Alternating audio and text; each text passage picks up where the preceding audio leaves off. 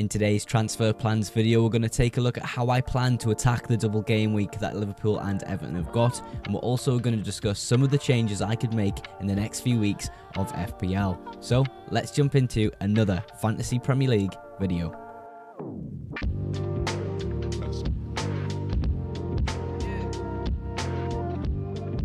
We're still in the middle of game week 21, but I thought I'd bring you this video to show you how I plan to attack the double game week on the horizon and what changes I can make to my squad. Of course, I am on the road to 1,000 subscribers, so if you aren't yet subscribed to the channel, please do consider it for future videos and deadline streams. But let's have a little chat about the game week so far. How have I got on and what's kind of went wrong so far? Because it hasn't been the best game week, to be very honest with you guys. So far on 56 points, and it's mainly due to not picking the right captaincy option.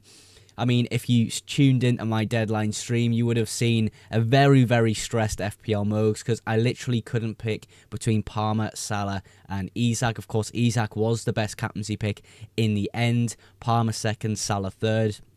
I was on Isak. Obviously, you would have seen in my videos and my stream. At the start of the stream, I was on Isak, then converted to Salah just because I really was put off by that yellow flag on Isak. I was pretty much sure that he was going to get taken off around the 60th minute. I was like, there is no way they can risk that type of player with the injury he's got.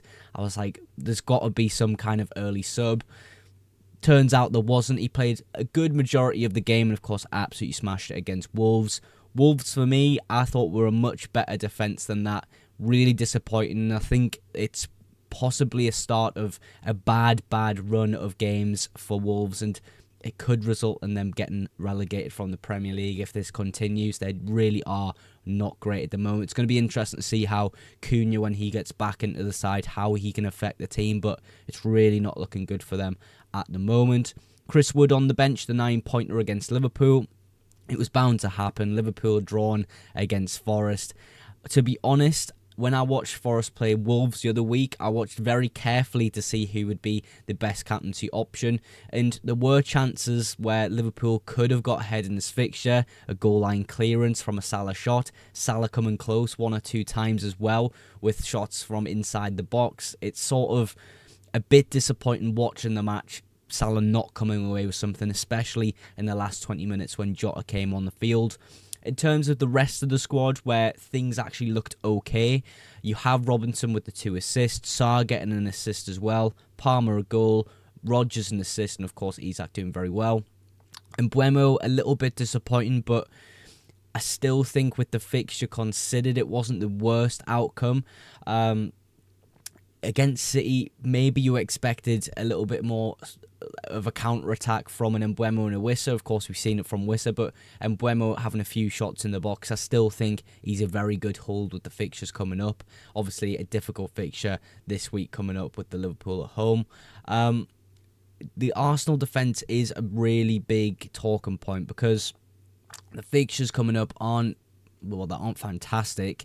You've got Villa at home, which, yes, it's Villa, but it is at home, so you've got to give them sort of an advantage in that respect. You've got Wolves away, which I think is a very good fixture. Man City at home, I think, is a difficult fixture. I mean, City on their day can do very well.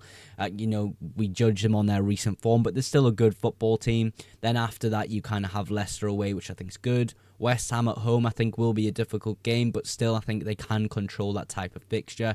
And then the rest of the fixtures on from that, we can look later down the line. But the fixtures are kind of a mixed bag. Arsenal just haven't been performing greatly in the last few in terms of clean sheets, but overall, I'm just happy to keep them for now.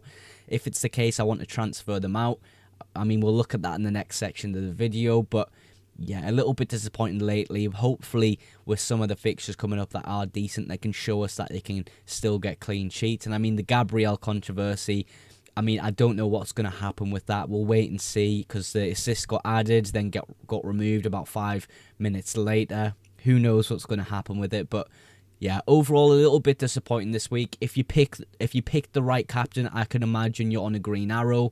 A lot of players in my team kind of doing okay. If I went Isak, things would be looking a lot better, but you know, these things happen. If you get a captaincy decision wrong, Normally it can result in a red arrow, and hopefully my red arrow is only a small one, and perhaps João Pedro does okay against Ipswich away from home. But let's take a look at the next section of the video, my transfer plans going into the double game weeks and the future of FPL.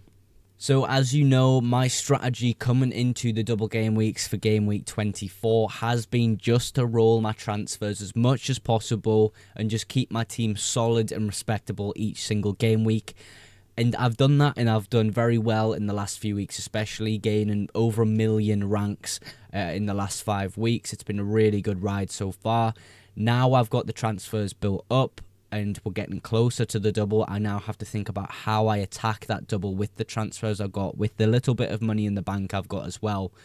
This week is a little bit of a tricky one. The option last week of transferring in Bruno Fernandes would have gave me cover for Mbeumo this week with the Liverpool at home fixture, but I wanted to share a brief stat with you just before I talk about Mbeumo's fixture, because at the GTEC Stadium, at Brentford's home ground, there's been 50 goals scored by both teams, okay?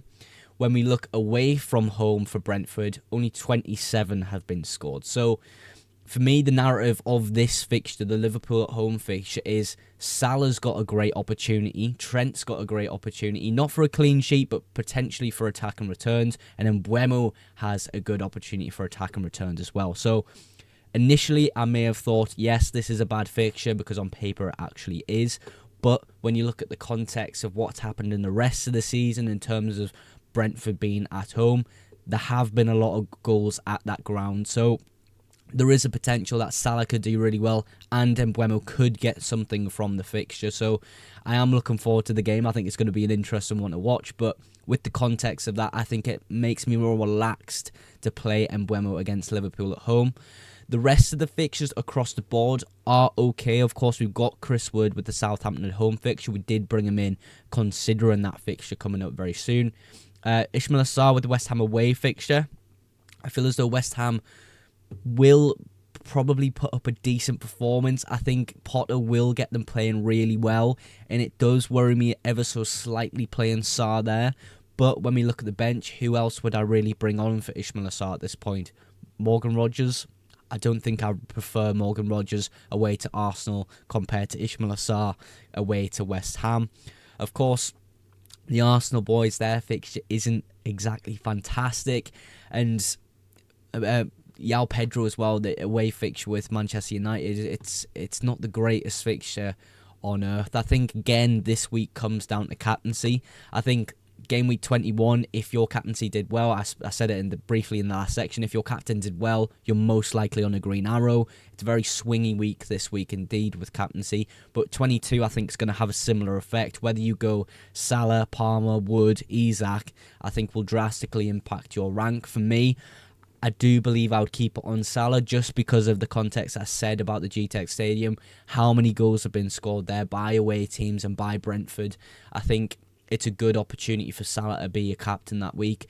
With Chris Wood, a lot of you will say, oh, it's an easy captain for Chris Wood because of the Southampton at home fixture. It's just important to keep in the back of your mind that Awani is back in the squad. With a Southampton at home fixture, that's the ideal fixture for me if I was Nuno, where I could bench Chris Wood a little bit after maybe the 60th minute if we've got the game won. Give him a little bit of a rest. He's been playing so well. Let him settle down. Let him have a little bit of rest before the hard run of games coming on. That's how I would maybe look at the substitution and maybe the Chris Wood captaincy. I'm not as keen on it as I would be a Salah or a even Palmer captaincy, to be honest, because I really think those two are the best options for game week 22. In terms of transfers, you know how I'm planning to attack the double. I'm going to be rolling. So we look at game week 23, and I think this is the week where I would start to think about attacking the double, because we got a good Ipswich at home fixture for Liverpool, and I think with Robinson, you could look at those fixtures coming up and go, right, I don't want him anymore, but I've literally owned him from 4.5 million, and I feel as though if I sell him with the assists he's getting at the moment and how well sort of Fulham have been doing in general, I think it's a bit of a mistake. So what I think I would do and could do is either just play Vandenberg there, and just hope that Crystal Palace don't do too much against Brentford and save a transfer, or I could easily just go Konate there with the Ipswich at home fixture, with the double, and with the Wolves fixture after. Those 4 fixtures in that 3-week block are really great for Konate and Liverpool, so I think that is a sensible transfer. And of course, if I do want to move off of Konate after the Wolves fixture, considering Man City away, Newcastle at home, yeah, I could do that, but you look at the Southampton at home fixture in game week 28, it could be an easy hold in that respect. So let's make that transfer on Fantasy Football Hub there. I think Rodgers with the West Ham at home fixture is slightly better than the João Pedro with the Everton at home fixture. Of course, I think it is important to consider I am planning to watch Everton in the next few weeks, and West Ham as well with their new managers, how they set up and how they perform. I think West Ham are going to be a much better team. Everton I'm not too sure on, but I still think defensively they could be quite strong. So we'll have to wait and see on that decision there between João Pedro and Rodgers. And captaincy for this week would rest upon either Isak or Ipswich at home for Mohamed Salah, and that would be 1 free transfer used. And when we get to game week 24, I imagine if you have your triple captainship still available, that gets activated on Salah. Or if you plan to use your Arnie Slot double game week assistant manager chip, you probably would use it in 24 as well to get those sort of fixtures coming up for Liverpool and Arnie Slot. Now, I don't want to plan too far ahead in that respect, because it could be it could be an idea that I go for an Everton player as well and sort of play them over perhaps an Mbeumo. Why is it just gone all the way back? Apologies about that. I'll have to redo that. There we go. So back on the double game week 24. That's how I'd play.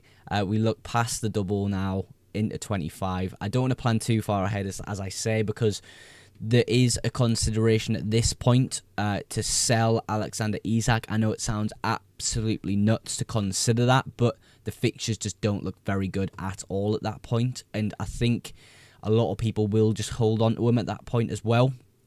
So what the idea could be is I play him for the City away fixture, and I could sell him after that to maybe transition into someone like Johan Wissa, who I'll show you his fixtures for because they are really nice.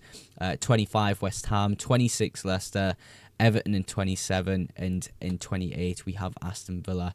So yeah, a brief overview on sort of how I plan to attack the double game week, and sort of you can kind of understand why I've been rolling transfers to get sort of to a point in the double game week where I can kind of do anything with my team. I think it's important as well with the double game week in 24 to consider options like Cody Gakpo and especially now Diogo Jota. I've seen a really interesting quote around Diogo Jota because I think Arne Slot said he's now ready to start playing 90 minutes, and the sense I'm getting from that is that the rotation comes more from Luis Diaz and Cody Gakpo, and we've seen historically in the Premier League so far this season that Gakpo and Luis Diaz do get rotated pretty heavily, and of course we've seen that even in the presence of Darwin Núñez, there still is a rotation between those two players. Now Jota coming back, I think Diaz could sort of see reduced minutes, perhaps even Gakpo. It's really hard to tell because it's only been a brief few weeks where Jota's been available. But yeah, in terms of 24, this is how I could be looking. And obviously for the next week in 22, this is how I would line up and probably use my captaincy chip for 22. So yeah, let me know what you think of the idea for the double game week. How are you planning to attack the double? Are you going to be triple captaining? Are you going to be using the assistant manager chip for the first ever time in FPL history? Let me know in the comments. To outro every video, I like to give you guys at home a massive thank you for supporting the FPL Mogs YouTube channel. Of course, if you have enjoyed today's video, make sure you drop a like, and if you aren't yet subscribed, please do consider it for future FPL content and deadline streams. But that is absolutely everything for today's video. Thank you again so much for watching, and I will catch you in the next one. Bye for now.